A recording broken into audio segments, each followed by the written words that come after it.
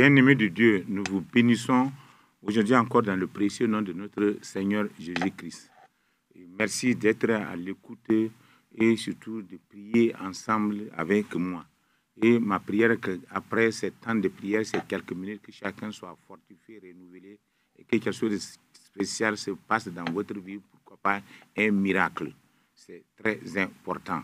Et qu'un nouveau départ commence. Donc le thème de notre prière aujourd'hui, temps de prière aujourd'hui, c'est conquérant moissonneur, pratiquant la grande mission que le Seigneur exige de nous. Il exige de nous. Comme c'est une obligation pour chaque enfant de Dieu, nous devons le faire. Comme dit notre père spirituel, le docteur Mamadou Karambéry, il a dit que tout le monde n'est pas appelé à être évangéliste parce qu'il y a différents ministères, mais tout le monde est appelé à témoigner. C'est ça que nous devons comprendre. Comme la femme samaritaine, tout le monde est appelé à témoigner. Et tout le monde doit avoir ce désir ardent de témoigner. C'est pourquoi notre texte de base se trouve dans Matthieu chapitre 28, le verset 19 à 20. Et voilà ce qu'il nous est dit ici. Il dit, allez et faites de toutes les nations des disciples, les ethnies, les baptisant au nom du Père, du Fils et du Saint-Esprit. Et enseignez-leur à observer tout ce que je vous ai prescrit. Et voici, je suis avec vous tous les jours jusqu'à la fin du temps. Il est avec nous. Donc, quand on témoigne, le Seigneur est avec nous, le Saint-Esprit est avec nous, la parole de Dieu est avec nous. Et l'évangélisation, c'est quoi? Comme vous le savez, l'évangélisation, c'est le fait d'annoncer la bonne nouvelle de Jésus-Christ.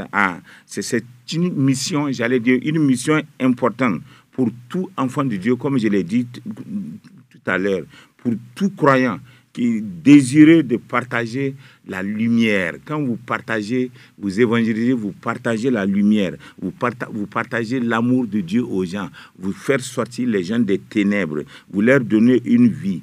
Et c'est ça l'évangélisation. Et on le fait à tout ce qui nous entoure. Ça peut être dans les bus, au bord des puits, au bord des marchés, là où on peut se trouver. Et l'évangélisation aussi, c'est un appel à partager comme un message d'amour et d'espoir. C'est ça que nous devons faire, parce que nous avons aussi reçu cet amour-là et nous avons cette espérance en nous. Et répandre la bonne nouvelle, ça va implique donc de témoigner les valeurs des enseignements qui peuvent transformer nos vies. On ne dit pas n'importe quoi quand on répand la bonne nouvelle, quand on enseigne la bonne nouvelle. On ne cherche même pas à discuter. On donne ce qui donne la vie, on donne des enseignements, on parle pour éclairer, pour diriger, pour amener les gens à accepter Jésus-Christ comme leur sauveur et que leur vie soit changée. C'est pourquoi si nous avons l'amour pour les autres, nous devons obligatoirement annoncer l'évangile pour que tous entendent parler de Jésus-Christ.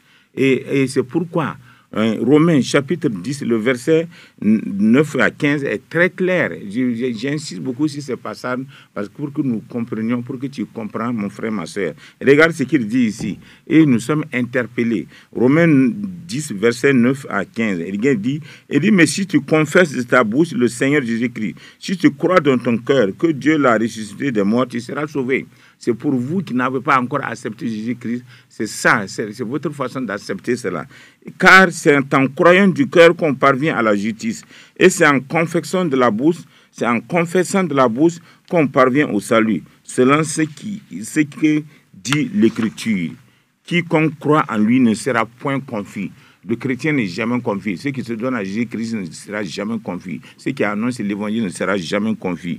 Quiconque croit en lui ne sera jamais confus. Car quiconque invoquera le nom du Seigneur sera sauvé. Et verset 14 est clair quand il dit, comment donc invoqueront-ils celui en qui ils n'ont pas cru? Voilà notre responsabilité. Comment?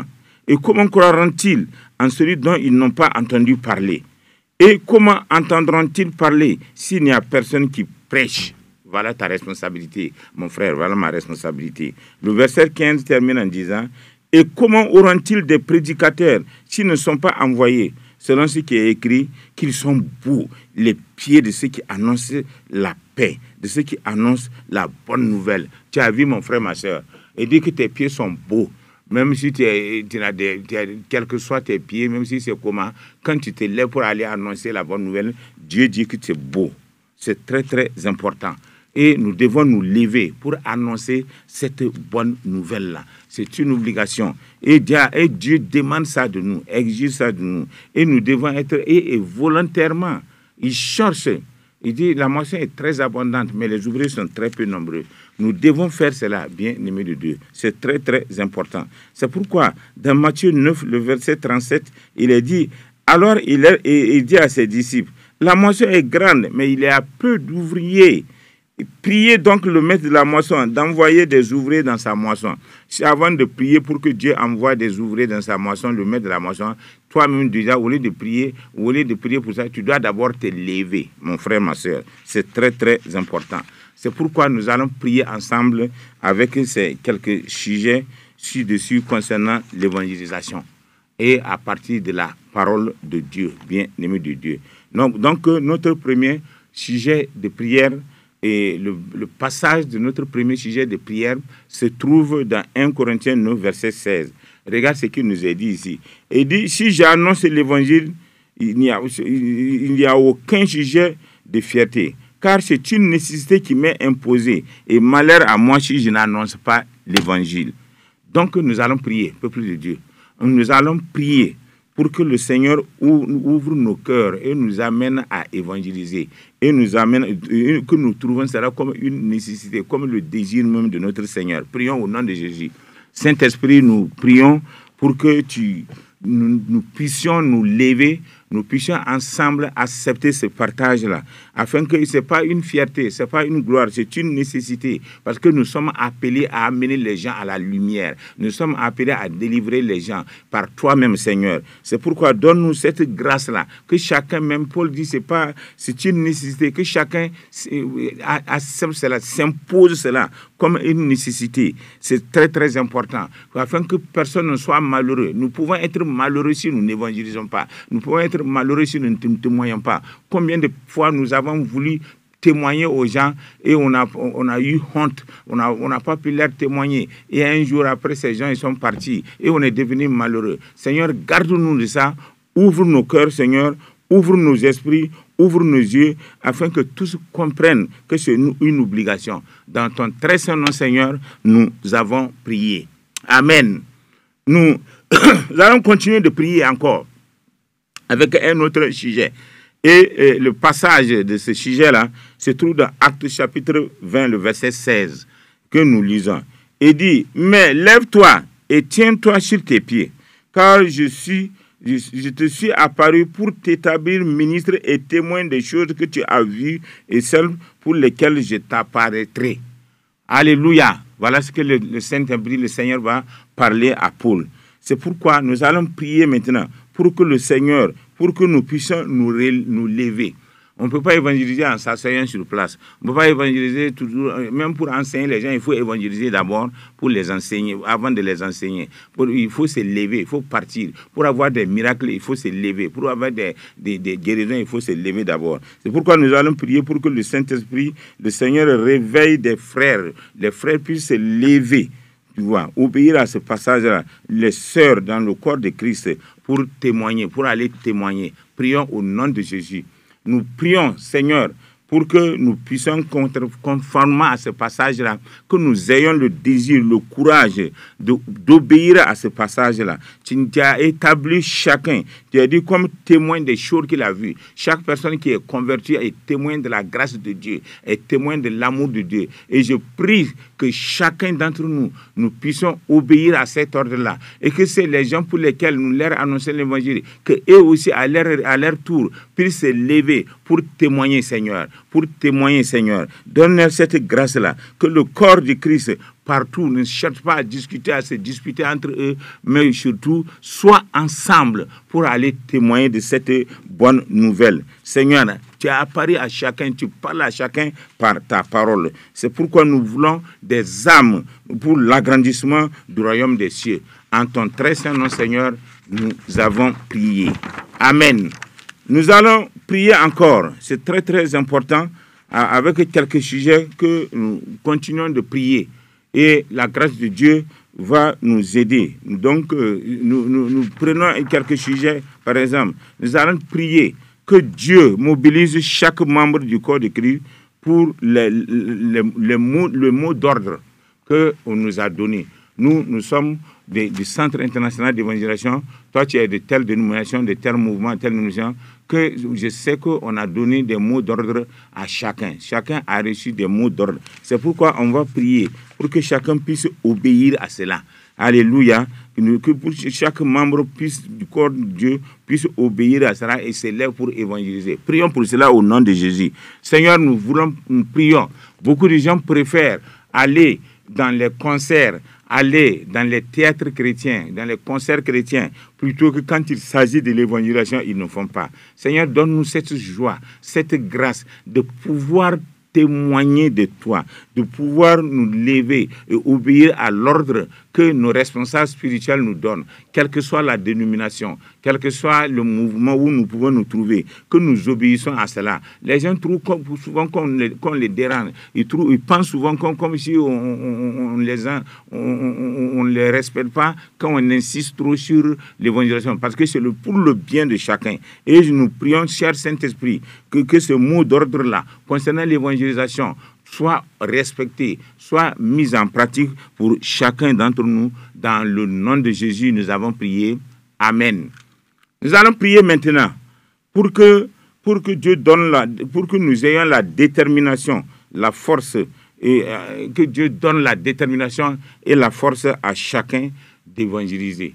Si on n'est pas déterminé, c'est difficile. Si on n'a pas la force, d'abord, il faut qu'on soit en bonne santé, physiquement, spirituellement, matériellement. C'est ça qui nous permet d'évangéliser. Prions au nom de Jésus. Saint-Esprit, nous prions que tu donnes à chacun d'entre nous,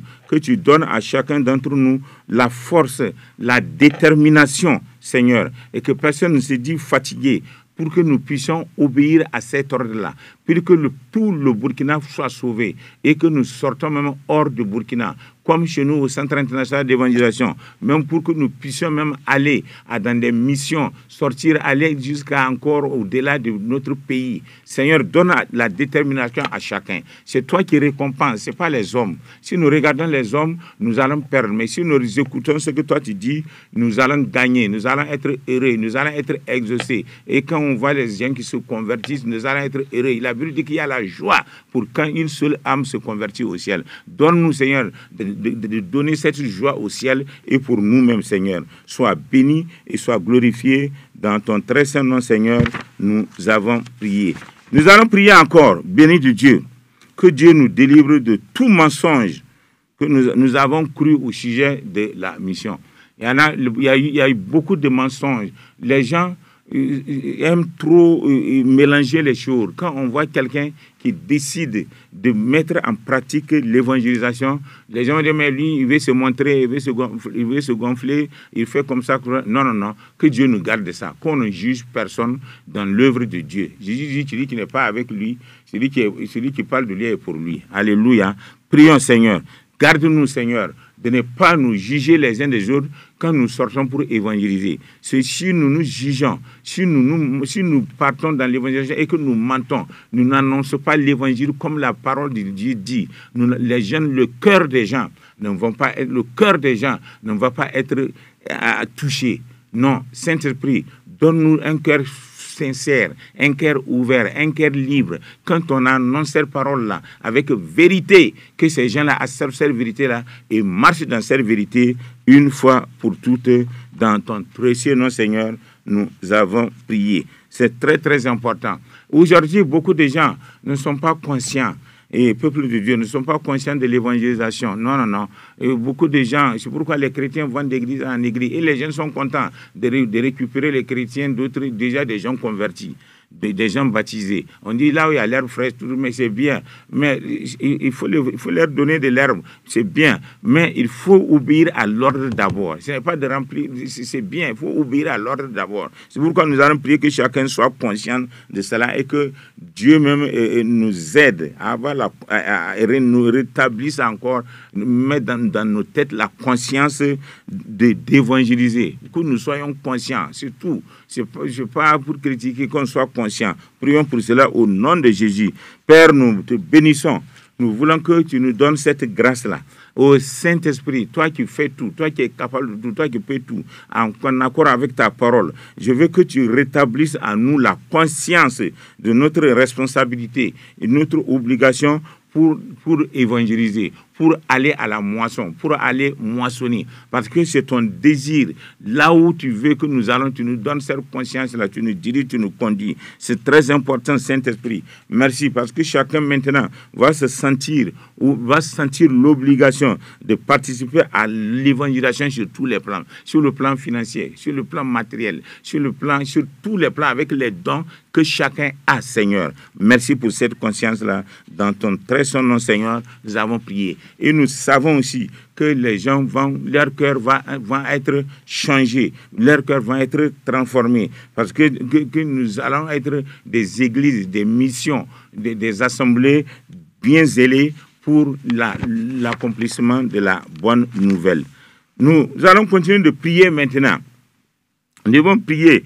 Il y a des zones prioritaires que nous pouvons appeler les zones non atteintes, ou bien des pays, des ethnies, tout ça, ce que vous voulez. Mais avant de continuer cela, je vais lire avec vous un passage encore dans Jean 16, versets 7 à 8. Je lis, regarde ce qu'il nous dit. Il dit cependant, je vous dis la vérité, il vaut mieux pour vous que je m'en aille. En effet, si je ne m'en vais pas, le défenseur ne viendra pas vers vous, mais si je m'en vais, je vous l'enverrai. Et quand il sera venu, il convaincra le monde en ce qui concerne le péché, la justice et le jugement. Et le jugement.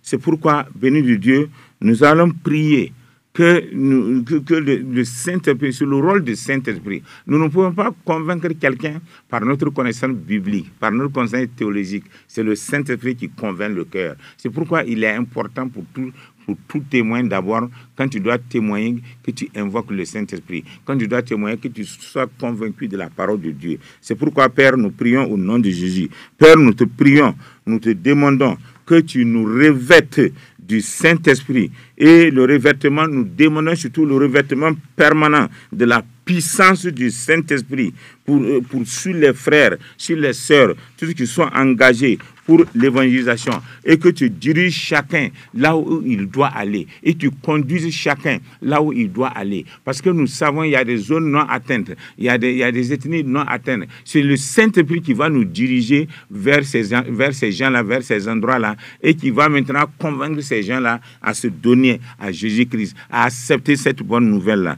Nous te disons merci, peuple du Saint-Esprit, tu es fidèle et nous croyons à ta fidélité, et nous savons que tu continueras de faire cela. Au nom de Jésus, nous avons prié. Nous allons prier encore, bien-aimé de Dieu, prions pour que la manifestation continue de façon surnaturelle. Parce que l'œuvre de Dieu, ce n'est pas charnel, c'est surnaturel. L'évangélisation, ce n'est pas la chair, c'est surnaturel. On obéit et le Saint-Esprit nous aide. Nous allons prier qu'il y a du surnaturel divin chaque fois que les gens sortent pour évangéliser. Prions maintenant au nom de Jésus. Père, nous prions que maintenant, quand ceux qui sortent, quand nous sortons, que chacun se lève pour témoigner et qu'il y ait de surnaturel divin. Et que chaque parole qui sort de sa bouche pour parler à qui que ce soit, à ceux qui ne te connaissent pas, que ce soit la parole réma, c'est-à-dire la parole révélée, qui convainc, qui parle aux gens, qui touche le cœur des gens. Merci Seigneur, parce que nous avons besoin de cela. Merci de bénir les frères et les sœurs qui déjà obéissent à ta parole, à cet ordre-là. Seigneur, donne-leur le divin, que les miracles se manifestent, les guérisons se manifestent en leur annonçant la parole de Dieu. Parce que tu nous as envoyés avec ce sont des preuves à l'avance que tu es avec nous. Et tu l'as même dit. Et nous allons prier pour les malades, ils vont être guéris quand nous allons obéir à cet ordre-là. Merci Seigneur de nous obéir. Merci Seigneur du Saint-Esprit de continuer d'agir. Merci Saint-Esprit de continuer de manifester cette grâce-là partout. Dans le précieux nom de notre Seigneur Jésus-Christ, nous avons prié. Amen. Nous allons prier encore avec ces quelques sujets, mais avec un passage qui est très, très important. Et ça nous permet maintenant de prier pour cela au nom de Jésus. Donc, le thème de cette prière-là, de ce sujet-là, se trouve dans Actes chapitre 4, le verset 29 à 31. Regarde ce qu'il dit. Il dit, « Et maintenant, Seigneur, vois leurs menaces Regardez, vois leurs menaces et donne à tes serviteurs d'annoncer ta parole avec une pleine assurance. Et il continue, en étendant ta main pour qu'il se fasse quoi? Des guérisons, des miracles, des prodiges par le nom de ton saint serviteur, Jésus. Tu vois, c'est au nom de Jésus. Les miracles, les guérisons ne viennent nulle part, c'est au nom de Jésus. Mais il faut obéir d'abord à ce Jésus-là. Il faut connaître d'abord ce Jésus-là. C'est très, très important. Et dit, la Bible dit, le verset 31, quand ils eurent prié, le lieu où ils étaient assemblés trembla. Ils furent tous remplis du Saint-Esprit et ils annonçaient la parole de Dieu avec assurance. Nous allons prier que chacun soit animé de cette assurance-là. Que chacun ait cette assurance-là. Quand on évangélise, quand on sache que la parole de Dieu est vraie, Dieu est capable. Quand on prie pour quelqu'un, qu'on sait que Dieu peut guérir. Prions au nom de Jésus. Oh, cher Saint-Esprit, comme tu l'as dit à tes apôtres, comme tu l'as dit, tu nous recommandes, nous voulons avoir cette assurance de savoir que ta parole, quand on l'annonce, porte toujours de fruits, de savoir que ta parole, quand on l'annonce, a toujours un effet positif. Et c'est pourquoi, Seigneur, nous savons beaucoup de gens ont des problèmes, peut-être des problèmes de santé, ont des besoins différents. Quand nous allons pour annoncer que cela vraiment, Seigneur, s'accomplisse. Quand on étend les mains sur les gens, souvent les gens peuvent être persécutés, mais c'est toi qui les protèges, c'est toi qui les gardes. Dans le très saint nom de notre Seigneur Jésus, nous allons prier. Nous allons prier que Dieu protège. C'est vrai, il y a toujours des attaques aussi quand on évangélise. Il y a des attaques. L'ennemi n'est pas d'accord. Tout ce qu'on fait pour Dieu, l'ennemi, Satan est contre. Alléluia. C'est pourquoi aussi il est obligé, il veut empêcher cela. Mais nous allons prier que Dieu étende toujours sa main avec ceux qui se lèvent pour témoigner dans le nom de Jésus. Père, nous prions que tous ceux qui décident d'annoncer, d'obéir à ta parole, Seigneur, et qu'ils soient conduits par toi, dirigés par toi, protégés par toi, qu'ils ne tombent dans aucun piège de l'ennemi, Merci Seigneur, parce que tu vas le faire. Nous croyons à ta parole, nous croyons que tu es toujours à l'œuvre. Nous te le demandons au nom de notre Seigneur Jésus-Christ, nous avons prié. Nous allons prier aussi. Il y a plusieurs sortes d'évangélisation.